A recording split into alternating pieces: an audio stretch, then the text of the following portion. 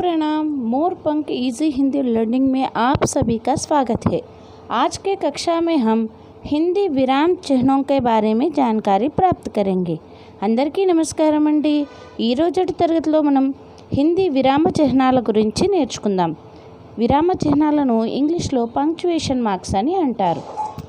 మా వీడియో కనుక మీకు నచ్చినట్లయితే ఒక లైక్ చేసి సబ్స్క్రైబ్ చేసుకొని పక్కనే ఉన్న బెల్ ఐకాన్ని ప్రెస్ చేయండి। దానివలన మీకు మా लेटेस्ट अपडेट्स वस्तुंटाई। आज के कक्षा में हम हिंदी व्याकरण के अंतर्गत विराम चिह्नों के बारे में सीखेंगे। ఈ రోజు తరగతిలో మనం విరామ చిహ్నాల గురించి తెలుసుకుందాం। ఇంగ్లీష్లో వీటిని पंक्चुएशन మార్క్స్ అని అంటారు। విరామ का अर्थ होता है विश्राम या रुकना। విరామ అంటే అర్థం ఏంటి అంటే विश्रांति లేదా ఆపడం। अर्थात वाक्य लिखते समय विराम को प्रकट करने के लिए लगाए जाने वाले चिन्ह को ही विराम चिन्ह कहते हैं। అంటే దీని అర్థం ఏంటి అంటే వాక్యాన్ని రాస్తున్నప్పుడు ఆ సమయంలో దాన్ని అలా నిలిపివేయాలి, కాసేపు ఆగాలి అనుకున్నప్పుడు ఈ విరామ చిహ్నాలను ఉపయోగిస్తాం మనం। మరి పాఠంలోనికి ముందు వెళ్ళిపోదాం। ముందుగా మనం पहले हम पूर्ण विराम फुल स्टॉप के बारे में जानकारी प्राप्त करेंगे। हिंदी में फुल स्टॉप पूर्ण विराम कैसे लगाया जाता है। कहा, जब वाक्य ख़त्म हो जाता है तब वाक्य के अंत में पूर्ण विराम फुल स्टॉप लगाया जाता है। చూడండి, ఎప్పుడైతే వాక్యం కంప్లీట్ అవుతుందో పూర్తిగా అక్కడ మనం ఫుల్ స్టాప్ పెడతామో ఆ ఫుల్ స్టాప్ ఎలా ఉంటుంది అంటే హిందీలో చిన్న గీతలా గీసినట్లయితే అది ఫుల్ స్టాప్। ఉదాహరణ, రామ్ ఖానా ఖాతా హై, ఇక్కడ వాక్యం కంప్లీట్ అయిపోయింది, సో ఇక్కడ మనం ఫుల్ స్టాప్ పెడుతున్నాం। మోహన్ స్కూల్ జాతా హై, ఫుల్ స్టాప్। రామ్ కా దోస్త్ మోహన్ హై, ఫుల్ స్టాప్। मैंने अपना काम पूरा कर लिया, फुल स्टॉप। ఈ విధంగా इस तरह पूर्ण विराम लगाया जाता है। तो अब अर्थ विराम सेमीकोलन अंटारुगा, अदि पूर्ण विराम से कुछ कम अल्प विराम से अधिक देर तक रुकने के लिए अर्थ विराम का प्रयोग किया जाता है। अर्थ विराम అంటే ఫుల్ స్టాప్ కంటే కొంచెం తక్కువగా, కోమా కంటే కొంచెం ఎక్కువగా ఆగాల్సి వచ్చినప్పుడు మనము అర్ధ విరామ చిహ్నాన్ని ఉపయోగిస్తాము। अर्थात एक वाक्य या वाक्यांश के साथ दूसरे वाक्य या वाक्यांश का संबंध बताना हो तो वह अर्धविराम का प्रयोग होता है। उदाहरण, सूर्यास्त हो गया, अर्धविराम। लालिमा का स्थान काली माँ ने ले लिया। दूसरा उदाहरण, कल रविवार है, छुट्टी का दिन है, आराम मिलेगा। ఈ విధంగా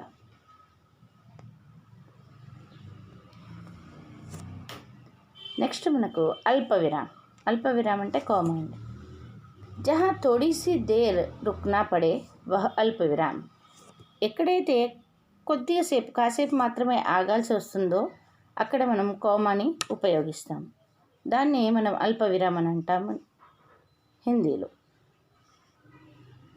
अर्थात एक से अधिक वस्तुओं को दर्शाने के लिए अल्प विराम लगाया जाता है। ఒకటి కంటే ఎక్కువ వస్తువుల గురించి లేదా పదాల గురించి లేదా ఏదైనా ఎక్కువ పదాల మధ్య గ్యాప్ వచ్చినప్పుడు మనం వాటిని కామాతో మనము చూపిస్తాం। उदाहरण, राम, सीता, लक्ष्मण और हनुमान ये सभी भगवान के रूप में पूजे जाते हैं। పేర్ల మధ్యలో అల్పవిరామ్। मैंने भारत में पहाड़, झरने, नदी, खेत, इमारत आदि चीज़ें देखी थी। చూడండి, పదాల మధ్యలో ఇక్కడ అల్పవిరామ్ని ఎలా ఉపయోగించాలి। प्रश्नवाचक चिन्ह, क्वेश्चन मार्क। प्रश्नवाचक वाक्य के अंत में प्रश्नसूचक चिन्ह का प्रयोग किया जाता है। ప్రశ్నించినప్పుడు ఆ వాక్యం ఏ వాక్యంతో అయితే మనం ప్రశ్నిస్తామో ఆ వాక్యం చివరిలో ప్రశ్నవాచక చిహ్నాన్ని మనం ఉపయోగిస్తాం। अर्थात जब किसी वाक्य में सवाल पूछे ఏదైనా వాక్యంలో ప్రశ్నను అడిగినట్లుగా మనం వాక్యాన్ని అడిగినప్పుడు ఆ వాక్యంలో ప్రశ్నిస్తున్న మీనింగ్ వస్తున్నప్పుడు ఈ ప్రశ్నవాచక చిహ్నాన్ని మనం ఉపయోగిస్తాం. ఉదాహరణ, వహ క్యా ఖా రహా హై? राम बाजार से क्या लेकर आया था? सीता के पिता का क्या नाम था? शिव कौन थे? ఈ విధంగా ప్రశ్నించినప్పుడు ప్రశ్నవాచక చిహ్నాలు. విస్మయాది బోధక చిహ్నం ఎక్స్క్లమేటరీ. తెలుగులో అయితే ఆశ్చర్యార్థకము, విస్మయార్థకం అని కూడా అనొచ్చు. विस्मयादि बोधक चिन्ह का प्रयोग वाक्य में हर्ष, विवाद, विस्मय, घृणा, आश्चर्य, करुणा, भय इत्यादि का बोध कराने के लिए किया जाता है. अर्थात इसका प्रयोग अव्यय शब्द से पहले किया जाता है. చూడండి, ఇక్కడ విస్మయాది బోధక చిహ్నము లేదా ఆశ్చర్యార్థకము, ఈ ఎక్స్క్లమేటరీ మార్క్ని మనం ఎక్కడ అంటే ఎప్పుడైనా మనం విస్మయాన్ని పొందినప్పుడు కానీ, లేదా ఏదైనా వివాదం సంభవించినప్పుడు కానీ, ఏదైనా సంతోషము, ఎక్కువ కోపము, ఆశ్చర్యము, కరుణ, దయ, భయము ఇలాంటివి ఫీలింగ్స్ కలిగినప్పుడు వాడుతున్న పదాలను బట్టి అక్కడ మనము ఎక్స్క్లమేటరీ లేదా ఆశ్చర్యార్థకము, విస్మయాది బోధక చిహ్నాన్ని ఉపయోగిస్తాం. ఉదాహరణ देखिए, ఇక్కడ చూడండి. ఉదాహరణ, హాయ్, ఆహ్, ఛీ, అరే, शाबाश, हाय, वह मारा गया, आह, कितना सुहावना मौसम है, वाह, कितना सुंदर वृक्ष है. ఈ విధంగా लाघव चिन्ह को देखेंगे आगे. किसी बड़े तथा प्रसिद्ध शब्द को संक्षेप में लिखने के लिए उस शब्द का पहला अक्षर लिखकर उसके आगे शून्य लगा देते हैं. यह शून्य ही लाघव चिन्ह कहलाता है. ఏదైనా ఒక ప్రసిద్ధ పదాన్ని, చాలా పెద్ద వాక్యాన్ని సంక్షేపంలో మనకి ఇక్కడ ఒక పదం లోపల పదంలాగా చేసి ఇచ్చినప్పుడు దాన్ని మనం ఈ లాఘవ చిహ్నంతో సూచిస్తామన్నమాట. ఫర్ ఎగ్జాంపుల్ ఉదాహరణ చూడండి. డాక్టర్ కే లియే డా, పండిత్ కే లియే పం, ఇంజనీర్ కే లియే ఇంజీ, ఉత్తరప్రదేశ్ కే లియే ఉ ప్రా. ఇలా చాలా పెద్దగా వాడాల్సిన సంక్షేపంలో రాయడానికి లాఘవ చిహ్నాన్ని వాడతాము. उपविराम, जब किसी शब्द को अलग दर्शाया जाता है तो वह पर उपविराम चिन्ह लगाया जाता है. अर्थात जहाँ पर किसी वस्तु या विषय के बारे में बताया जाए तो वह पर उपविराम चिन्ह का प्रयोग किया जाता है. उदाहरण, कृष्ण के अनेक नाम. చూడండి, ఇక ఉపవిరాం దేనికి అంటే దానికి ఏదైనా వాక్యం కానీ ఏదైనా పదం కానీ దాని గురించి వివరిస్తున్నప్పుడు ఈ ఉపవిరామ చిహ్నాన్ని ఉపయోగించి దాని డెఫినేషన్ని, దాని ఎక్స్ప్లెనేషన్ని ఇవ్వడానికి ఉపయోగిస్తాం. ఇక్కడ మోహన్, శ్యామ్, మురళి, కాన్హా.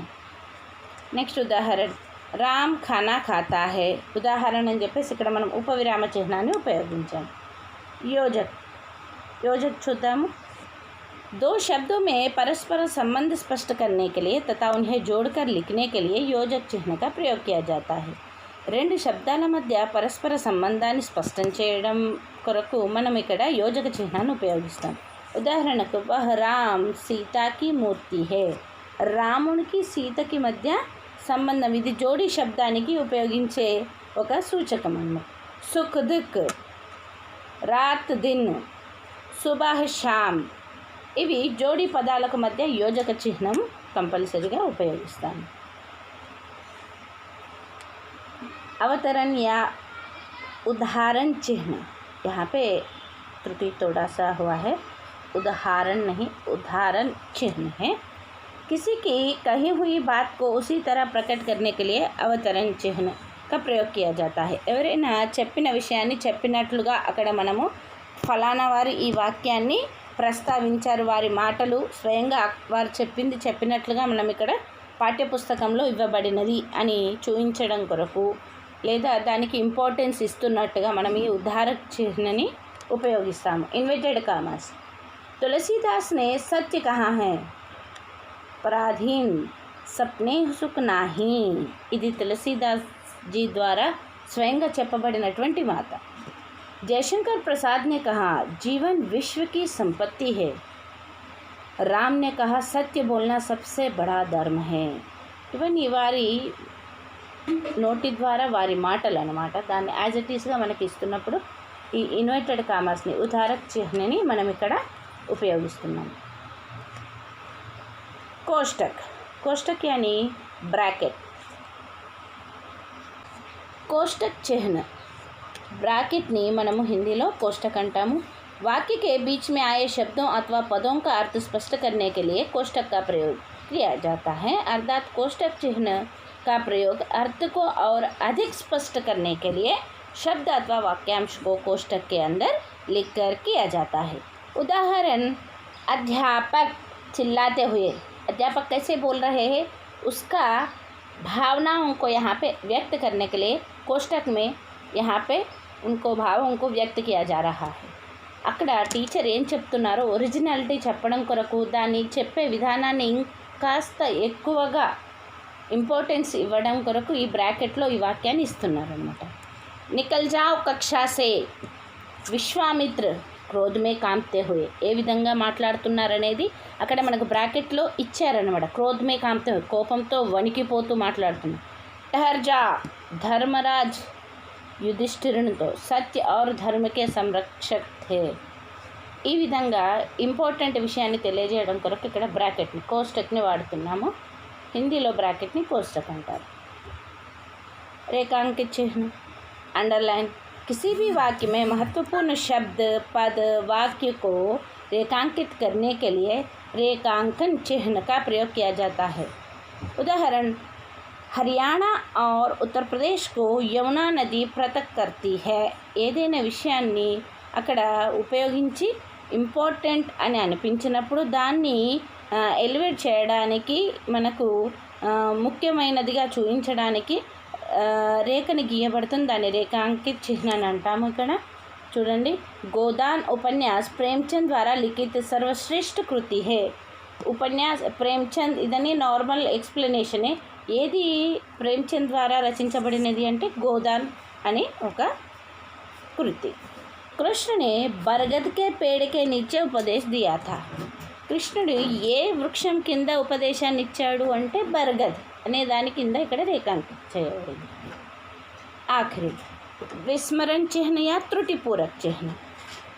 ఏదైనా మనం వాక్యం మర్చిపోయిన వాక్యం మధ్యలో చిన్న పదాన్ని కానీ చిన్న బిట్ని కానీ మర్చిపోయినప్పుడు ఇక్కడ ఇలా పైకి ఒక ఆరో మార్కులా ఇచ్చి పైన రాస్తాం కదా, దాని విస్మరణ. మర్చిపోయిన తర్వాత అనుకోకుండా సడన్గా గుర్తొచ్చి రాసే ఒక పదం, ఇక్కడ దానికి మనం ఉపయోగించే ఆ సింబల్ని విస్మరణ చిహ్న या त्रुटिपूरक चिह्न कहते हैं. विस्मरण चिह्न का प्रयोग लिखते समय किसी शब्द को भूल जाने पर మర్చిపోయినప్పుడు మనం ఒక వాక్యాంశాన్ని రాస్తున్నప్పుడు మధ్యలో ఒక చిన్న పదాన్ని మనం మర్చిపోయినట్లయితే అక్కడ దాన్ని మనం ఉపయోగిస్తామన్నమాట. ఆ చిహ్నాన్ని ఉపయోగించి ఆ పదాన్ని పైన రాస్తాం. కాబట్టి దీన్ని త్రుటిపూరక్ या విస్మరణ చిహ్న कहते हैं. ఉదాహరణ, రామ్ జాయేగా. ఇక్కడ ఈ విస్మరణ చిహ్ననిచ్చి राम वहाँ जाएगा. शाम में शाम घर में रहते थे. राम बहुत अच्छा लड़का है. मैंने तुमसे वो बात कही थी. इस तरह ये विराम चिह्न और इसके विवरण हैं. अगले कक्षा में फिर मिलेंगे. धन्यवाद. आप लोगों को ये वीडियो अच्छा लगे तो हमारी ये वीडियो ज़रूर सब्सक्राइब करें, लाइक करें. बाजू में जो बेल आइकन है उसे दबा दीजिए. हमारे अच्छे अच्छे लेटेस्ट नोटिफिकेशन आपको मिलेंगे. धन्यवाद. 1 2 3 come on.